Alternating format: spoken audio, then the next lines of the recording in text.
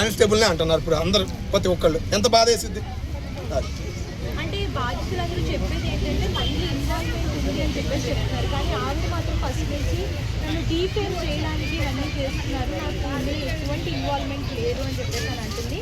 ఆయన బ్రదరు అలాగే అతను ఆవిడ మరిది కూడా మధు అని చెప్పేసి, సో వాళ్ళిద్దరూ కూడా ఇన్వాల్వ్ అయినట్లు వార్తలు ఫోటోలు సో అన్నీ కూడా. సో మరి ఇన్వాల్వ్మెంట్ కూడా ఉందా లేదా? ఆమె ఇంటి మీదకి వెళ్ళి దాడి చేశారంటే ఆమె ఇన్వాల్వ్ లేకపోతే దాడి చేయగలుగుతారా?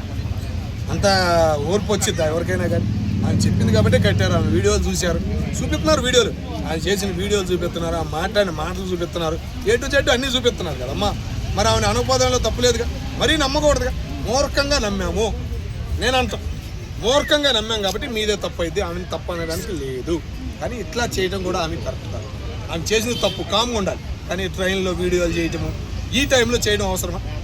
అంటే దీనిలో కూడా ఆమె కూడా తిందేమో అనుకుంటున్నారు అందరూ. మరి తింది కాబట్టి అటువంటి వీడియోలు చేస్తుంది అని చెప్పేసి ఆమె మీద విమర్శలు చేస్తున్నారు. సరైన సమాధానం ఆమె అయినా చెప్పాలి.